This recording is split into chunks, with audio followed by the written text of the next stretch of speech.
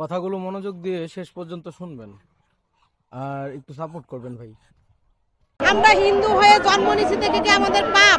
পাপ না। আমাদের প্রতিষ্ঠান, ধর্মীয় প্রতিষ্ঠান ভাঙ্গে কেন? এর আমরা সক্রিয় বিচার চাই।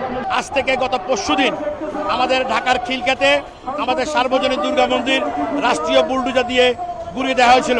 এতদিন তৌহিদি জনতার নাম দিয়ে আমাদেরকে হুমকি, বিভিন্ন জায়গায় মব সৃষ্টি করা হতো, কিন্তু অত্যন্ত দুঃখের জনক আজকে রাষ্ট্র সে রাষ্ট্রীয় বুলডোজার ব্যবহার করে আমাদের প্রতিভাকে সেটা গুড়িয়ে দিয়েছে। এটি অভাব আমরা ভাবতেই পারি না। একটি স্বাধীন দেশে একটা অসাম্প্রদায়িক বাংলাদেশ বিনির্মাণের জন্য, বৈষম্যহীন বাংলাদেশ গড়ার জন্য যেই ধরনের একটি প্রতিশ্রুতি সরকার দিয়েছিল, কিন্তু বর্তমানে চলমান একটি অবস্থাতে আমরা হতাশ। এখানে স্বাধীনভাবে বসবাস করার মতো অধিকার সবাই থাকে, আমাদেরও আছে। হিন্দু সুরক্ষিত আইন চাই, যেখানে আমরা স্বাধীনভাবে বাঁচতে পারবো, সংরক্ষিতভাবে বাঁচতে পারবো।